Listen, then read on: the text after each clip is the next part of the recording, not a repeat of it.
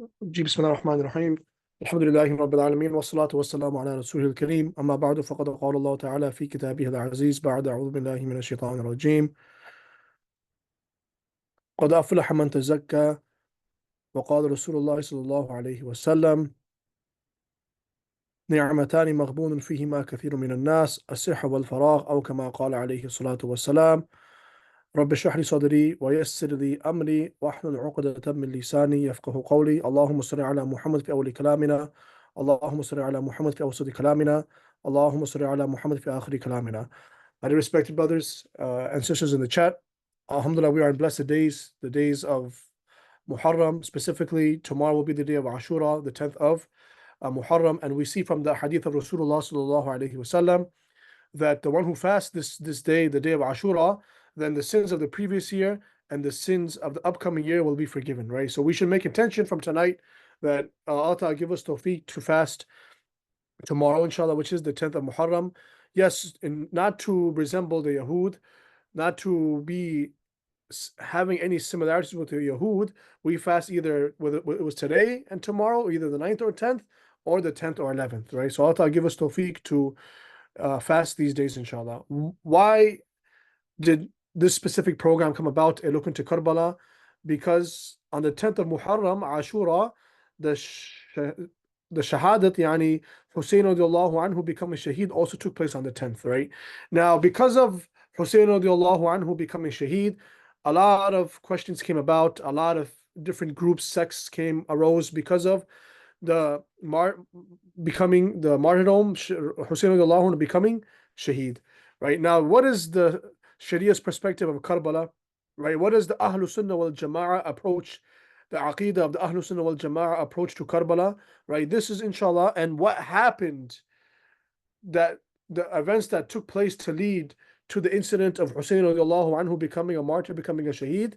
That is inshallah what we're going to take place, what we're going to learn in this program, inshallah. So first things first is, why did Muawiyah radiallahu anhu appoint Yazid as his Khalifa, as a successor? So if you look into history, what happened?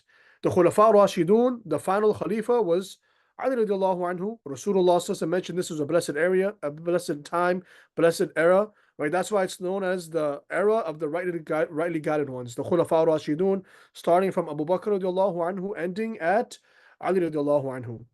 After Ali radiallahu anhu, for only around 6 months, Hassan radiallahu anhu, the son of Ali, was the Khalifa.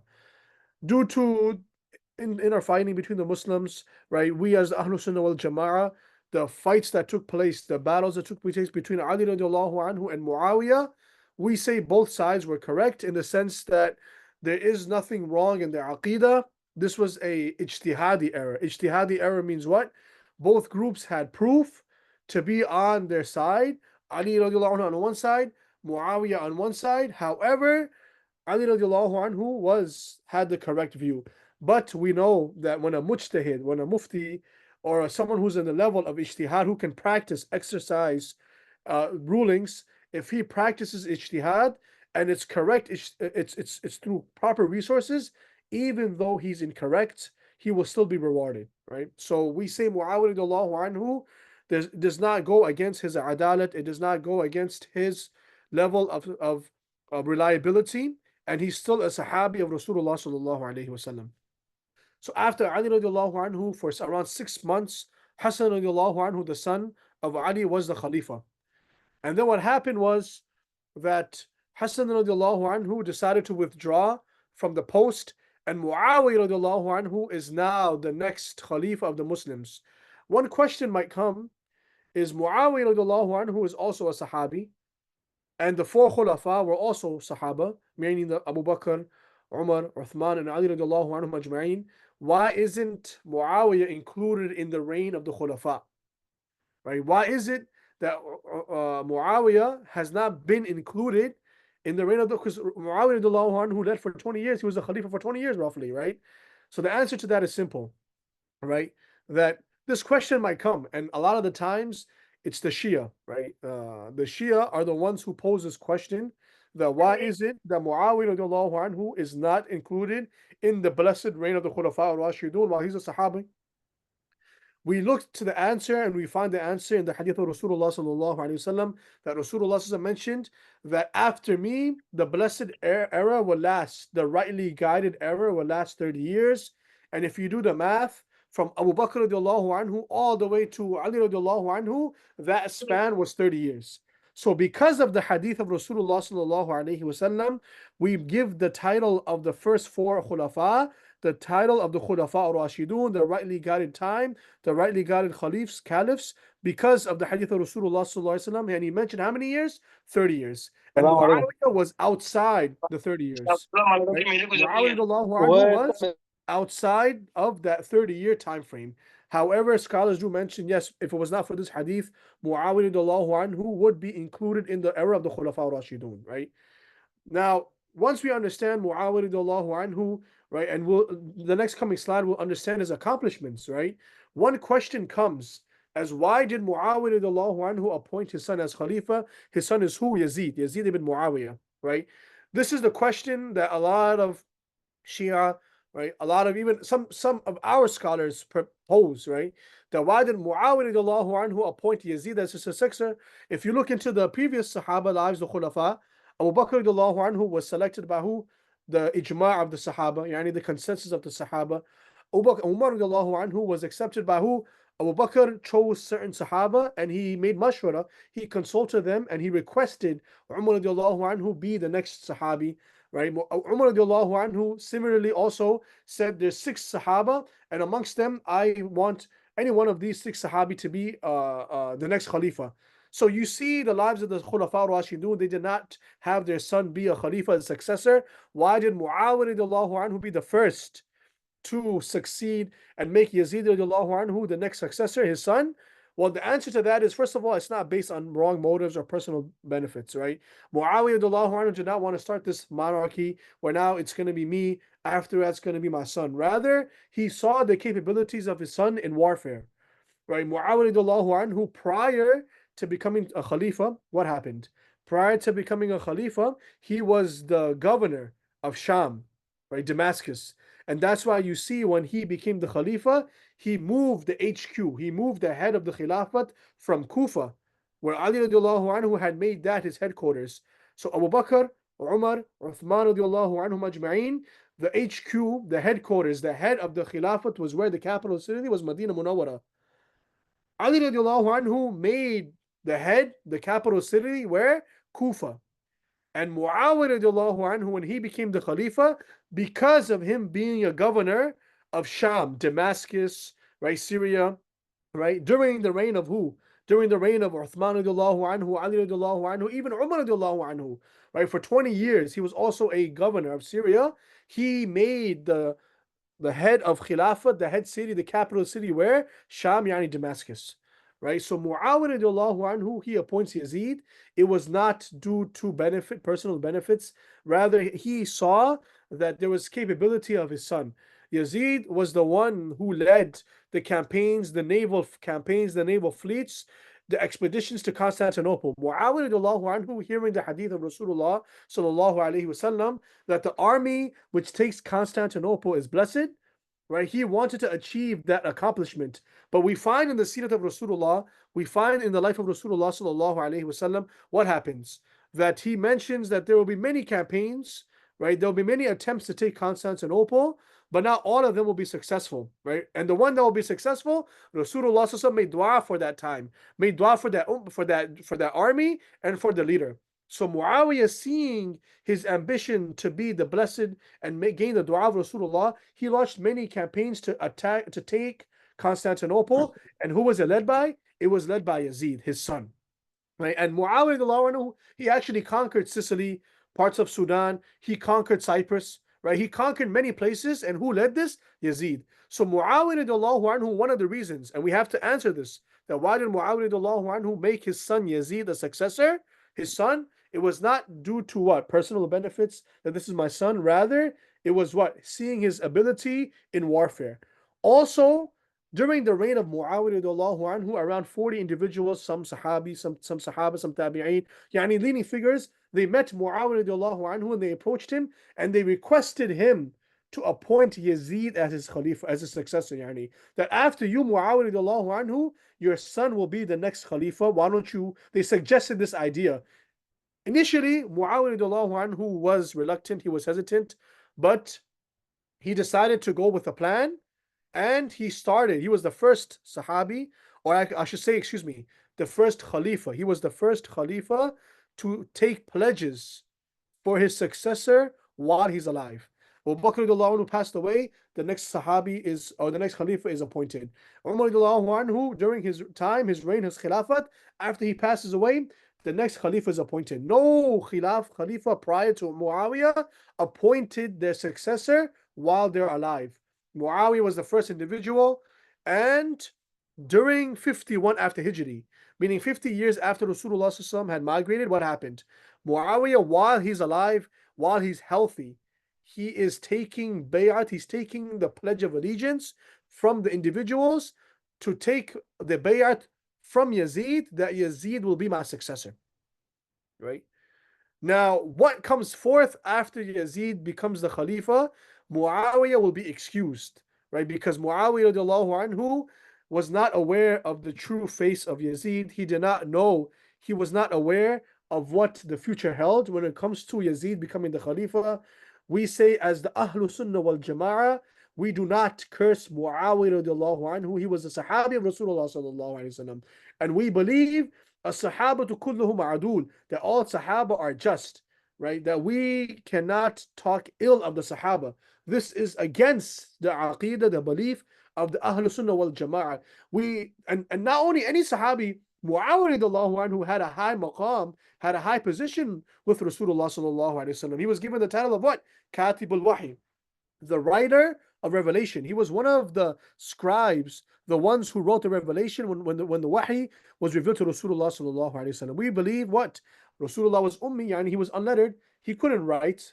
So when the wahi would come to Rasulullah, there were certain individuals who he would appoint, and they would come and they would write the ayah for preservation's sake, right? One of them was Zayd bin Thabit, the other one was Abdullah ibn Umar. Another one was Muawiyah radiallahu anhu. So no, Yazid was not a Sahabi. He was a Tabi'i. Yazid did not see Rasulullah sallallahu alayhi wasallam. So now, Muawiyah radiallahu anhu saw Rasulullah sallallahu alayhi wasallam. You see this dua that Rasulullah sallallahu alayhi wasallam made dua for Muawiyah, that Allah Ta'ala make him a guided person, and Allah Ta'ala will guide others through him as well. So from the aqidah, from the belief standpoint, of the aqidah of Ahlus-Sunnah wal-Jama'ah, we are not allowed to talk ill about Muawiyah radiallahu anhu. We cannot curse Muawiyah radiallahu anhu. Specifically, the two incidents that she has attacked: number one, him fighting Ali radiallahu anhu, and number two, him making Yazid, his son, the successor. And both we answered previously, right? Now, when it comes to Yazid, Yazid was not a Sahabi, right? Yazid was a Tabi'i, and when it comes to the generation of the Tabi'in, the Aqidah of the Ahlul Sunnah wal Jama'ah is what? Some of them are good, some of them are bad. When it comes to Sahaba, all of them are good. Kulluhum adul, all are just, all are reliable. We cannot talk ill of any Sahaba, right? If you talk ill of any Sahaba, right, then there's a fear that you have left the Aqidah of the Ahlul Sunnah wal Jama'ah. But when it comes to the Tabi'un, then we say they're like men, we are men, they're men. Yes, some of them might be from the blessed generation, but the Tabi'un are prone to having mistakes. And Yazid, right? The question comes over here: if Rasulullah made dua that others be guided through him, wouldn't Yazid be considered amongst those, right? No, not necessarily. It doesn't have to be Yazid, right? Good question. If Rasulullah made dua that Allah Ta'ala make Muawiyah such a person where he's guided and others are guided through him, that's not necessarily only restricting it to Yazid. Rather, it's referring to what? All those individuals who Muawiyah anhu were under him, right? So Muawiyah anhu, like I said, 20 years he was a governor, and 20 years he was a Khalifa. So you can imagine how many people gained hidayat through the Khilafat of Muawiyah anhu. So it's not only restricted to Yazid, right? Yazid, on the other hand, we see when Muawiyah anhu passes away 60 after Hijri, right? Yazid's first mistake, right? Now, Muawiyah made Yazid a successor. Yazid's first mistake when he is made Khalifa after Muawiyah passes away is he forces every single individual to take the bay'ah. That now you have to pledge allegiance to me. I am the new Khalifa, including Sahaba. During the time of Yazid, 60 after Hijri, there were many Sahaba alive. Ibn Abbas, Ibn Umar, Hussein radiallahu anhu, Abdullah ibn Zubayr radiallahu anhu. Many Sahaba were alive at the time of Yazid, right? Yazid ibn Muawiyah, and he was forcing them to take the Pledge of Allegiance. And we see from Muawiyah radiallahu anhu all the way to the Khulafa al-Rashidun, there was never a force to take the bay'at. Rather, it was willingly. So Yazid's first and major mistake was when he was made Khalifa 60 after Hijri. 60 after Hijri, he started forcing the individuals to take the bay'ah, and this led to two groups. Those who took the bay'ah, they pledged allegiance to Yazid ibn Muawiyah, that yes, we accept you as the Khalifa, the new successor, and the second group who refused to take the bay'ah, right?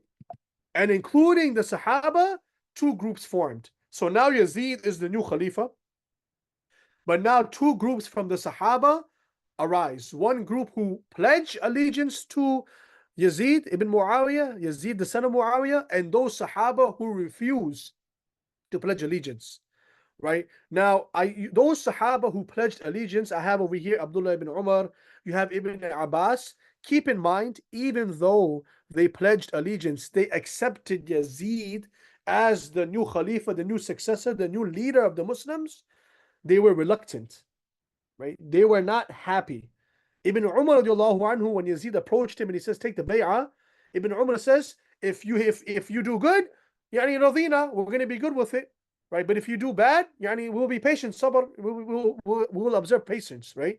Same thing with Ibn Abbas radiallahu anhu, right? So these Sahaba who pledged allegiance to Yazid, even though they pledged bay'at, they accepted him as a successor, they what? They were reluctant. And why did they pledge allegiance? Now there's a question. Why are these Sahaba pledging allegiance to Yazid ibn Muawiyah? You find in the hadith of Rasulullah sallallahu alaihi wasallam that Rasulullah sallallahu advised. Rasulullah sallallahu said that a time will come where you will not be happy with your leaders, right? But you find in the life of Rasulullah, he says what? Even if a zalim, a oppressor is leading you, you take the bay'at and you remain patient. So Rasulullah sallallahu teaching us to observe patience. Why? Because Rasulullah, even these Sahaba, they saw that if we don't pledge allegiance to Yazid, there's going to be more disunity. There's going to be more internal fighting.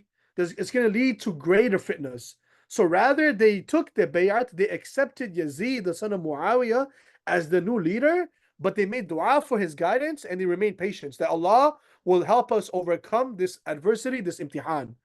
Now, on the other side of the spectrum, you have those Sahaba who did not take the bay'at, who did not pledge allegiance. Amongst them, the two famous, Hussein radiallahu anhu, the grandson of beloved Rasulullah sallallahu alaihi wasallam, and Abdullah ibn Zubayr radiallahu anhu. Right? These are two prominent Sahaba who did not pledge allegiance to Yazid. Now, question comes, wait a minute. If Rasulullah sallallahu alaihi wasallam is what mentioned in the hadith, that if you see a oppressor being the leader, you have to still accept him as the leader, as the Khalifa, but you observe patience. Why is it that Hussein radiallahu anhu and Abdullah ibn Zubayr radiallahu anhu are not taking the bay'at? What's holding them back? Two reasons. Number one, they saw that Yazid was a fasiq. They deemed Yazid someone who was not suitable in the post of the Khalifa, the leader of the Muslims. Why? Many historians mention, right, that Yazid was actually an open sinner, a fasiq.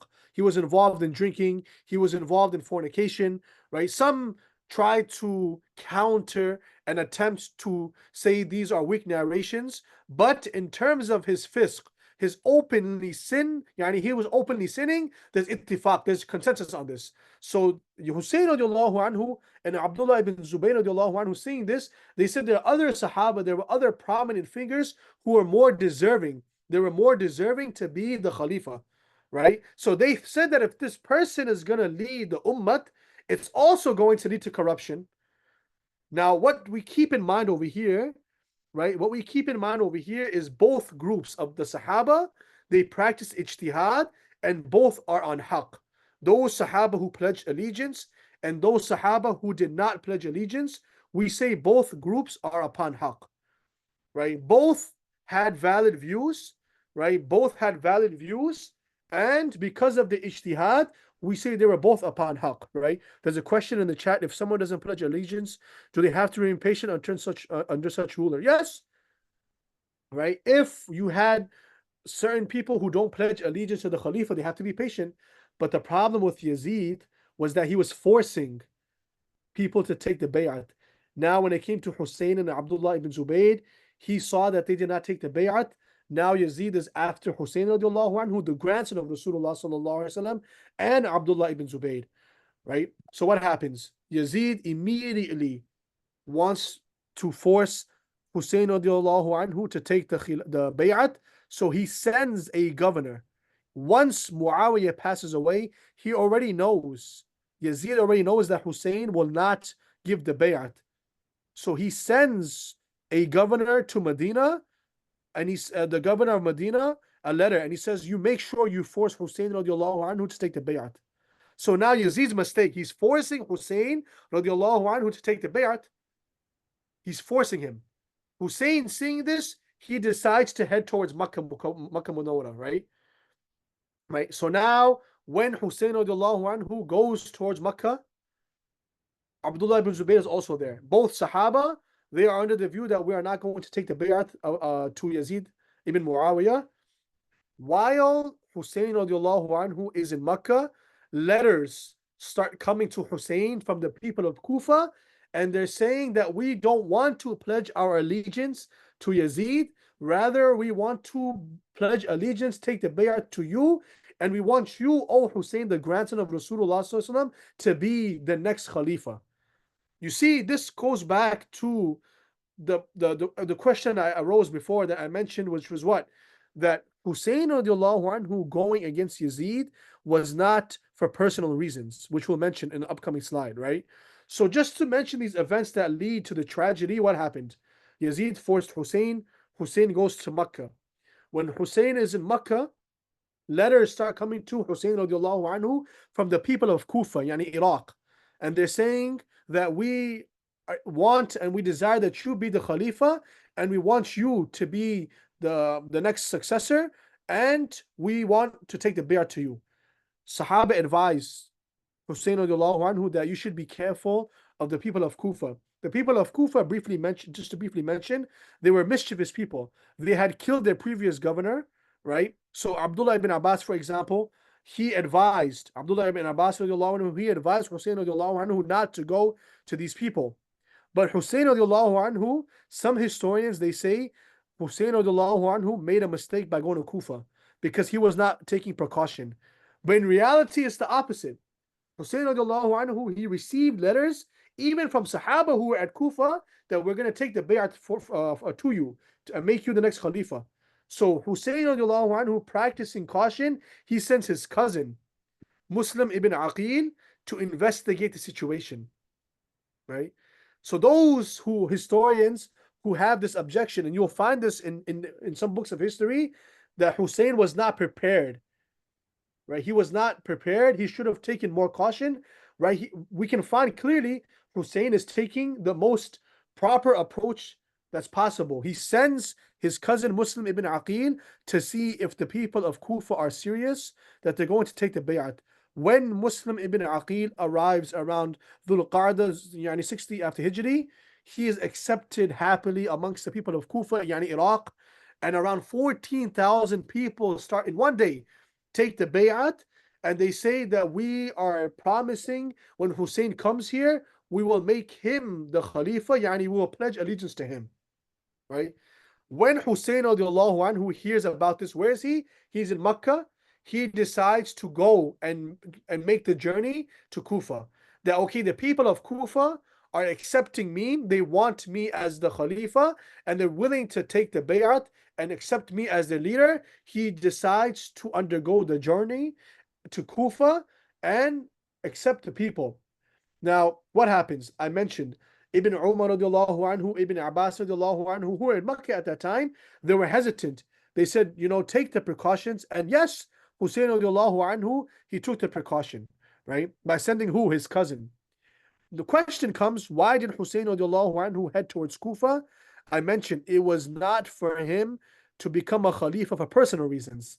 Hussein radiallahu anhu did not want to be a Khalifa for personal reasons. Rather, his aim was what? To revive the people of the Book of Allah and to make them follow the Sunnah of Rasulullah sallallahu alaihi wasallam. He saw so much fitna taking place. He saw so much innovations taking at that time.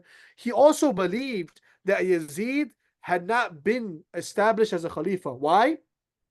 He saw many people were reluctant to take the bay'at. A person can become a Khalifa. How? Through ijma'. Yani the masses, the leaders will accept him as the Khalifa.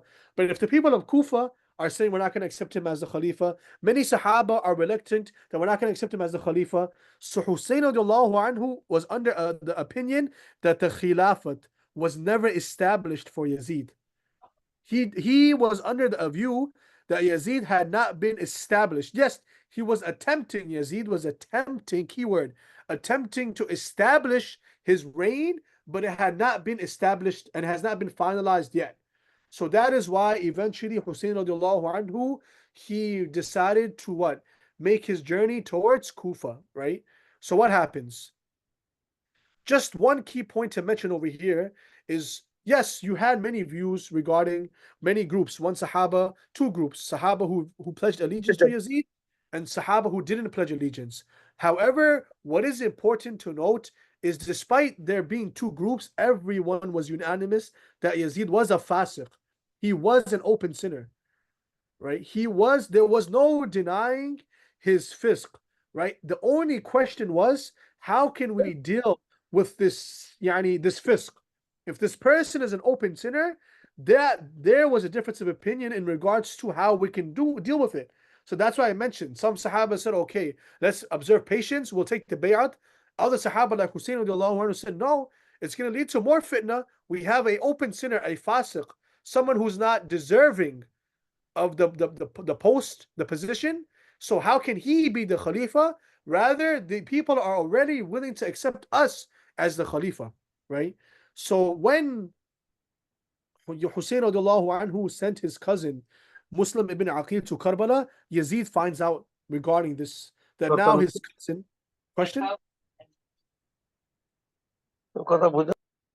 Okay, sir. So when Muslim ibn Aqil is now in Kufa and the people of Kufa are coming and they're willing and they're taking the promise to take the bay'at to Hussein radiallahu anhu, Yazid finds out. He's where? He's in Sham. He's in Damascus, Syria.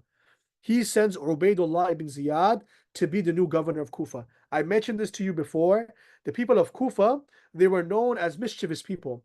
The previous governor, Nu'man ibn Bashir, right, was a very soft person, right? They actually had complained many times at the time of Umar radiallahu anhu, and they killed governors in the past, the people of Kufa, right?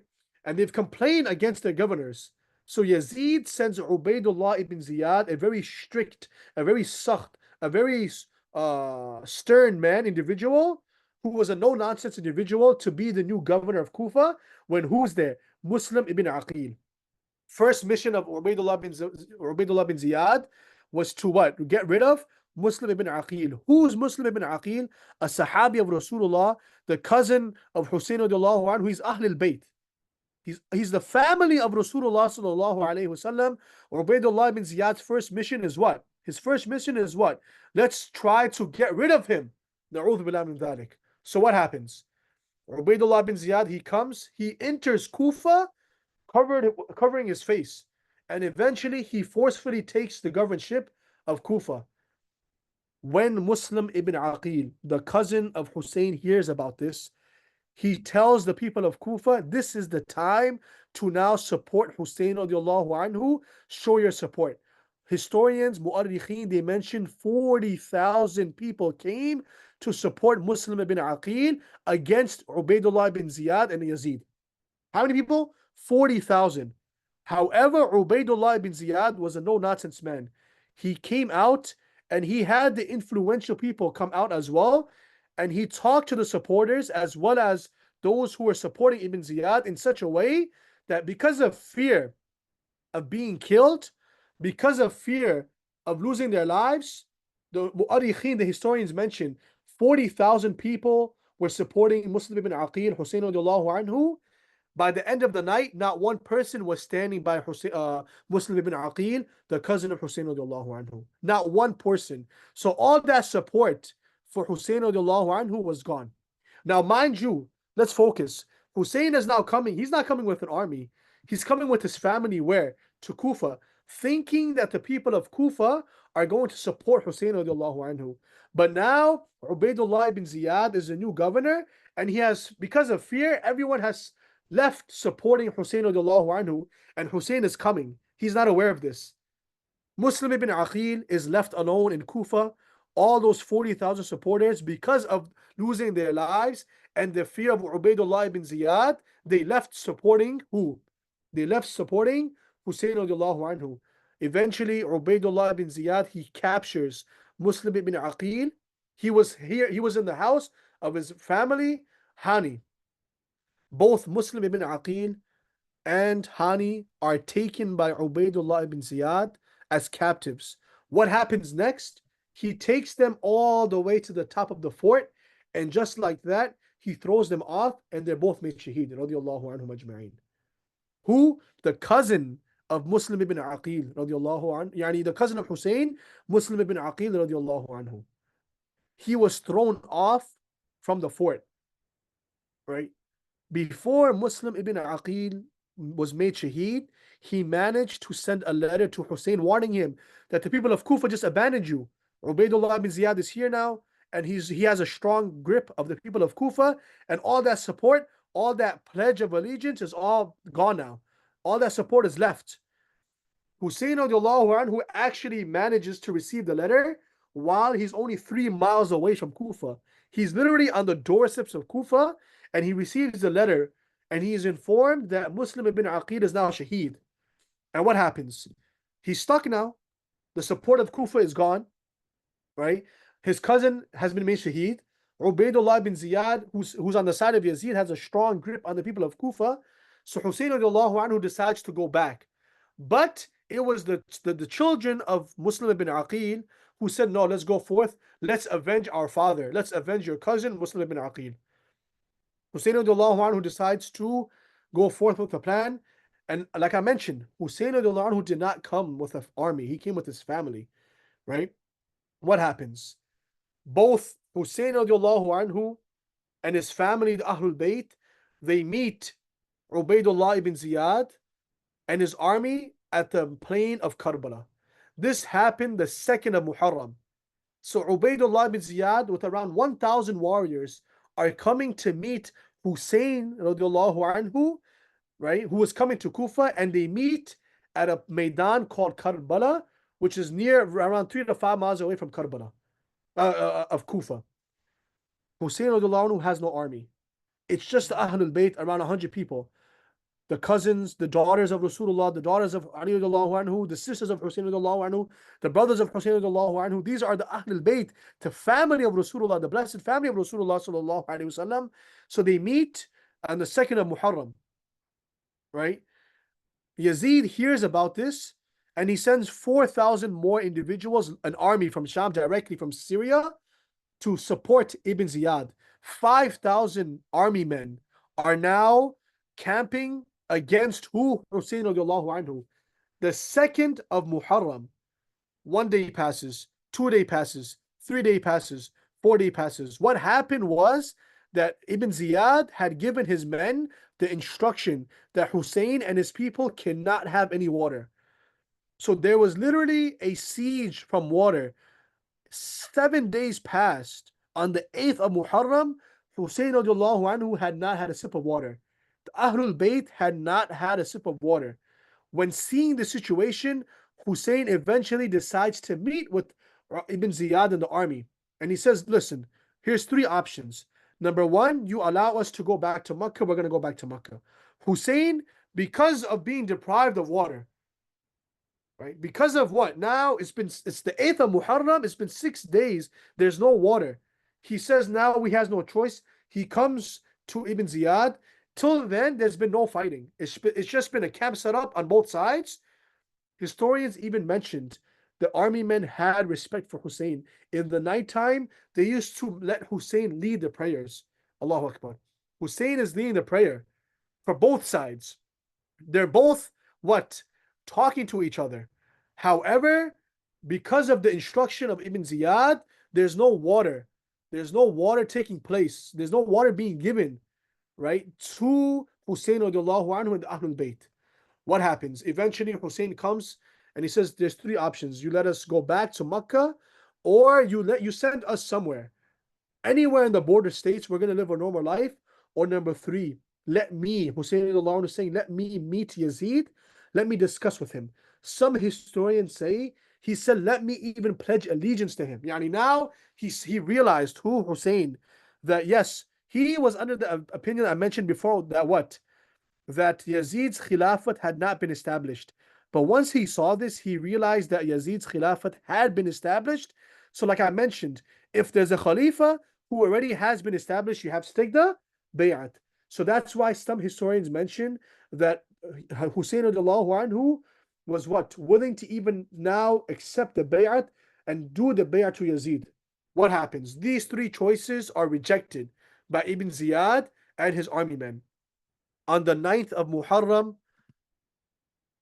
Hussein radiallahu anhu sees a dream. And he sees Rasulullah sallallahu alayhi wasallam, and Rasulullah sallallahu alayhi wasallam informs him that you will meet me soon.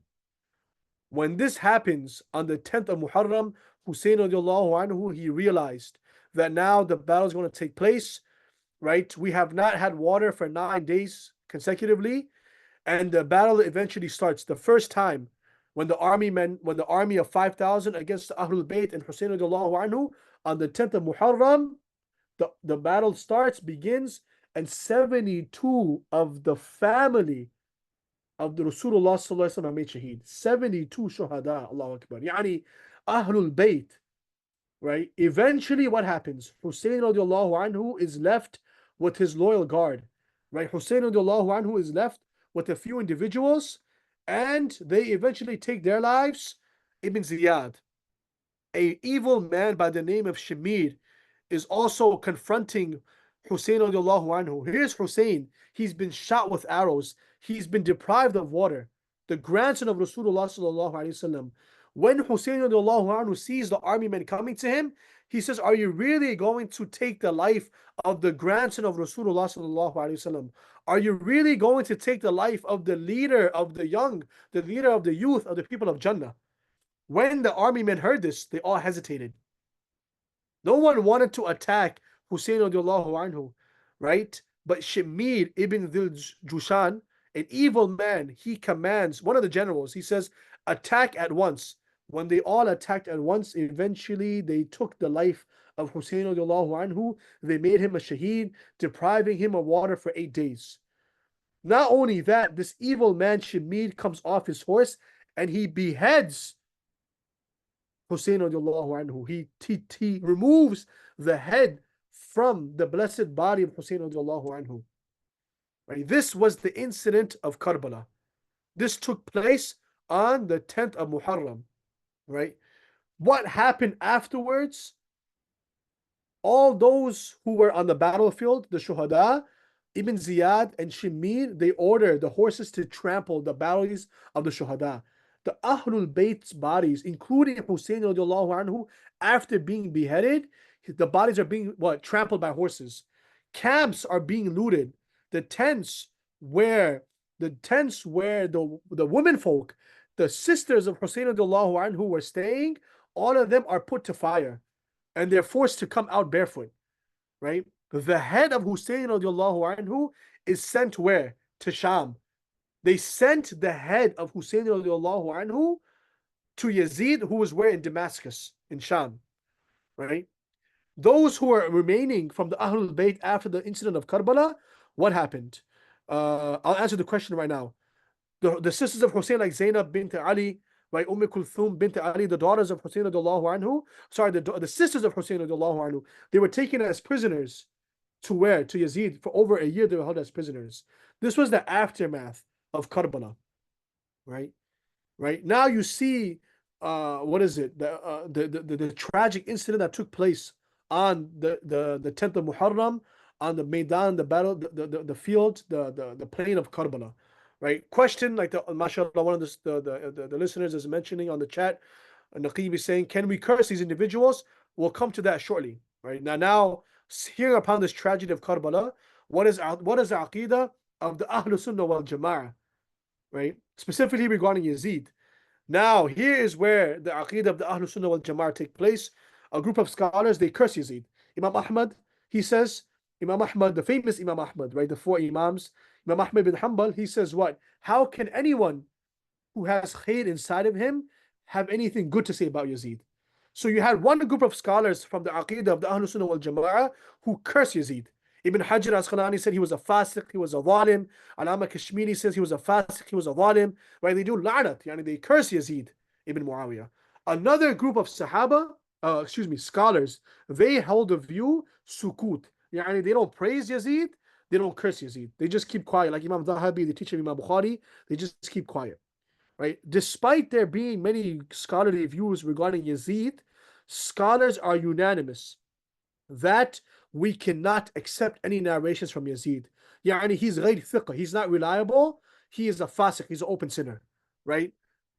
Keep in mind that historians mention when the head reached Yazid, right, without getting into too much of emotion, he kicked the head of Hussein radiallahu anhu. When Yazid came across the head, when the head of Hussein radiallahu anhu came to Yazid, Yazid said, we loved you, we respected you, but because you did not take bay'ah to us, this is your outcome. And he kicked the head of the blessed Mubarak head of Hussein radiallahu anhu, the grandson of Rasulullah sallallahu alaihi wasallam. Eventually, Yazid was rebuked by all the Sahaba. Ibn Abbas radiallahu anhu, he says, he saw Rasulullah in his dream, sallallahu alaihi wasallam. Rasulullah's hands were covered in blood, and he was walking around nervous, shaking, that how will these people face Allah Azza wa Jal because of the blood that they have of my family on the Day of Judgment, right? So when it comes to Yazid, in the Aqeedah of the Ahlul Sunnah wal Jama'ah, right, we say what? That some scholars, they praise him, yani, for the good that he did. Some scholars, they curse him. Some scholars, they practice sukut, yani, silence, yani, tawaqquf. They don't say good, they don't say bad. They just keep quiet. They don't have any comments regarding this issue. Also, to keep in mind, other incidents that Yazid that occurred that he was responsible for was two other things. So number one was the shahadat. He was responsible for the martyrdom of who? Hussein radiallahu anhu. Number two, which I didn't mention over here, he was responsible for the ransacking of Medina Munawwara. I mentioned who? Let me ask someone in the chat. Who else was against Yazid that did not take the bay'at? One was Hussein radiallahu anhu. Who was the other Sahabi that did not take the bay'at to Yazid? One was Hussein, one was another Sahabi. Who was it? Who remembers? Anyone? Let's see. Yes, Barakallah Fiq. Abdullah ibn Zubayr. MashaAllah. Abdullah ibn Zubayr. When Yazid was done with Hussein radiallahu anhu, he turned his attention towards where? Makkah and Abdullah ibn Zubayr. When Abdullah ibn Zubayr was in Makkah, Hussein was with him before going to Kufa.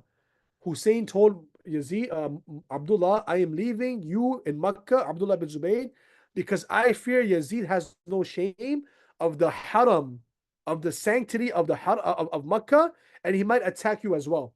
And Hussein is saying, I don't want the sanctity of the haram of Makkah to be violated. Therefore, I'm going to Kufa. But Abdullah ibn Zubayr decided to stay in Makkah, and what Hussein mentioned and said eventually came true. After Yazid had made Hussein radiallahu anhu a shaheed, he turned his attention to Abdullah ibn Zubayr, and he was where? In Makkah Mukarramah. And this led to the incident known as Harra, where Yazid eventually attacked Makkah and Medina, and that place was ransacked for 3 days. And Yazid also was responsible for destroying the Kaaba. And Yazid sent who to take the life of Abdullah ibn Zubayr? The infamous Hajjaj bin Yusuf. So Yazid's Khilafat is known for three things. Number one, the Shahadat of Hussein radiallahu anhu. Number two, the ransacking of Medina and Medina Munawwara and Makkah Mukarramah, which is Yani Harra.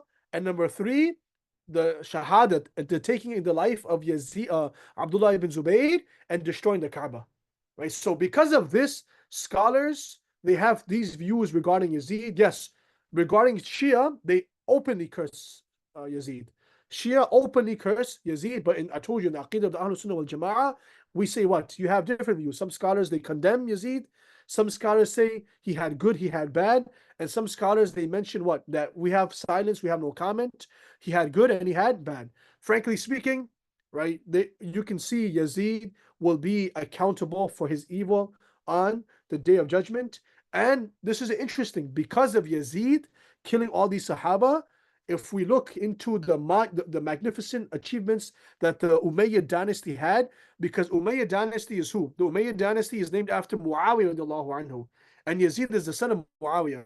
A lot of good achievements took place, a lot of conquests took place, a lot of good took place during the Umayyad dynasty. But because of Yazid, no one talks about the Umayyad dynasty. No one has anything good to say about the Umayyad dynasty. Historians even avoid discussing what the Ummah achieved during the during the Umayyad dynasty because of the assassination, the shahadat of who? Hussein radiallahu anhu. So just to sum up, right, loving Rasulullah sallallahu alaihi wasallam, loving the Ahlul Bayt, the family of Rasulullah sallallahu alaihi wasallam, is part of our aqidah. Right? Part of our aqidah is love. Rasulullah mentioned, well, Hussein is from me. Whoever loves me, he's from me. Whoever doesn't love Hussein, he's not from me. So loving the Ahlul Bayt, specifically Hussein radiallahu anhu, right, is from the aqidah of the Ahlul Sunnah wal Jama'ah, right? But because of Hussein radiallahu anhu becoming shaheed and us mourning Hussein radiallahu anhu, this is not part of the aqidah. When I say mourning, I say just like how the Shia do. Right, the Shia, they have this concept of coming out, hitting themselves. Right, this is a deviant sect. Right, and putting knives in themselves. This is not in accordance to the aqidah of the Ahlul Sunnah wal Jama'ah. You find the hadith of Rasulullah sallallahu alaihi wasallam. Whatever comes from the eyes and the heart is from Allah. Meaning the sadness, the tears that come, that's mercy, yani. But whatever comes from the hands and from the tongue is from shaitan. Someone passes away, you're cursing. Oh Allah, why did you do this? Oh Allah, you're hitting yourself. This is all from shaitan. So us doing this is not from the aqidah. Mourning the death of Hussein, wearing black, all these bid'at, all these innovations is not from the aqidah of the Ahlul Sunnah wal Jama'ah. The aqli, the rational answers is even if it was jais, even if what the Shia do is jais, to mourn the death of Hussein, wouldn't it be more rational, logical for us to mourn the death of Rasulullah, the death of Abu Bakr, the death of Umar, the death of Ali, the death of Uthman radiallahu anhu? Right? Why only specifically Hussein? Rasulullah, Hussein. So why are we only mourning the death of Hussein radiallahu anhu? This is a rational, aqli answer. We give a response, right, to the evil practices, the bid'at that the Shia have innovated, right? There's no correlation between Ashura and the shahadat of Hussein radiallahu anhu, the death of Hussein radiallahu anhu. There's no correlation between the two. It's just a historical incident. It just so happened that Hussein radiallahu anhu became shaheed on the 10th of Muharram, right? Yazid made many mistakes. Hussein radiallahu anhu was on the haqq. This is the aqidah of the Ahlul Sunnah wal Jama'ah. Can you curse Yazid? Technically, yes, you can curse Yazid. Should you curse Yazid? Yazid, no, right? Why? Because you cursing Yazid is not going to benefit your iman at the end of the day, right? But we just say that he had many flaws, right? We leave it to Allah Azza wa Jal. But what we do believe is, yes, Hussein radiallahu anhu was on the haqq. And just to mention that what happened to the head of Hussein radiallahu anhu was after Yazid, right, the head of Hussein radiallahu anhu was taken later on by the Fatimids. The Fatimids, the Shias, they were the ones who came into power where? In Egypt, Misr, that area. When they became a superpower, a dynasty, they managed to retrieve the head of Hussein radiallahu anhu, and supposedly I visited it. It's the masjid is known as, it's in Cairo by Azhar. It's called Imam Hussein radiallahu anhu masjid, right? That's where they have the head of Hussein radiallahu anhu buried, right? This is what the history mentions, right? It's across the street from Azhar University. The Fatimids managed to get the head. The body is mafqud, yani it's lost, but the head of Hussein radiallahu anhu is supposedly buried in Egypt. And we see it's only when the Fatimids came into power that they were the ones who used to write bad about Muawiyah radiallahu anhu. We, as the Aqidah of the Ahlul Sunnah wal Jama'ah, right, we don't curse Muawiyah radiallahu anhu because he's a Sahabi, right? Rather, nor do we say what? That we mourn the death of Hussein radiallahu anhu. So this was the incident of Karbala, right? The sad tragedy of Karbala. The lessons we take is what? Number one, love the family of Rasulullah sallallahu alaihi wasallam. Number two, we don't curse Muawiyah, right? The conflicts that took place, Muawiyah and Ali radiallahu anhu, are known as mushajarat, right? That both sides are upon haqq, right? We say that Allah Ta'ala will accept from both of them, and we say that Hussein radiallahu anhu was upon the haqq. It has no correlation, the shahadat of Hussein radiallahu anhu, with the 10th of Muharram. We don't do any practices of the Shia that they do, and we don't hit ourselves. We don't wear black. Rather, we remember the incident, but we fast because Rasulullah mentioned what? We fast because of Musa alayhi salam, right? So this was the incident of Karbala. If anyone has any questions, I'll open up the chat for any questions. Otherwise, this was the historical. We take lesson from this, right? That the Quran mentions لَقَدْ كَانَ فِي قَصَصِهِمْ عِبْرَةٌ لِأُولِي الْأَلْبَابِ. Verily, from the stories of the past is a lesson for the ones who have intellect. There is a question. Let me just double check what the question is. What about Hassan? Where was he during this tragic story? Hassan radiallahu anhu had passed away. After Hassan radiallahu anhu withdrew from his 6 months khilafat, he passed away before Hussein radiallahu anhu becoming shaheed. Right? So Hassan radiallahu anhu had also passed away prior to this. That also has another story. Scholars do mention some conspiracy, or not, excuse me, conspiracy, some controversy that led to the shahadat of Hassan radiallahu anhu as well. Right? So this was Karbala, a tragic incident that took place in our history, right? But the main thing that we have to come across, which is in our Aqidah, and end off with this again, a reminder, Muawiyah, we do not curse him. He's a noble Sahabi of Rasulullah sallallahu alaihi wasallam. Yazid, the son of Muawiyah, yes, we can say he had bad, he had good, right? His bad was he made Hussein radiallahu anhu shaheed, Abdullah ibn Zubayr shaheed as well, right? Hussein radiallahu anhu was on the haqq. Hussein had no mistakes, because he was a Sahabi and he was qualified to do ijtihad as well, right? If there's any other questions, then I'll wait. Otherwise, we'll end off the meeting, inshallah. Allah give us tawfiq. Tomorrow is a blessed day, the day of the 10th of Muharram. We fast, as Rasulullah mentioned. We acknowledge that Allah Ta'ala saved Musa on this day, right? This is the day we spend on our families as well. If you spend on your family on the day of Muharram, Ashura, the 10th of Muharram, Allah Ta'ala will put barakat in your rizq, right? So if you want barakat in your rizq, in your sustenance, and your wealth, spend on your family on this day as well. And Allah Ta'ala give us tawfiq to resurrect us with Rasulullah sallallahu alaihi wasallam, and be blessed with seeing Hussein, the leader of the shabab, yani the young folks, on the day of judgment, right? From whose offspring will Imam Hussein come from? Hussein or Hassan radiallahu anhu? I will have to double check. I don't know. I will have to double check that as well, inshallah. But he will be from the Ahlul Bayt, yani from the family of Rasulullah sallallahu alaihi wasallam, inshallah. Shias believe that Hussein radiallahu anhu is one of the Imams, and one of the Imams can alter the Shariat. We don't have that belief. Hussein radiallahu anhu was a Sahabi. We don't have this 12 Imam belief, right, that the Shias do, right? Nor do we mourn the Shahadat of Hussein radiallahu anhu to the extent that we're hitting ourselves, inshallah. So Allah give us tawfiq to learn from the past, take lesson from the lives of the Sahaba, the life of Rasulullah sallallahu alaihi wasallam, fast the day of Ashura, and resurrect us with Rasulullah sallallahu alaihi wasallam on the day of judgment. No problem, inshallah. Wa akhiru da'wana alhamdulillahi rabbil alameen. Wassalamu alaikum wa rahmatullah.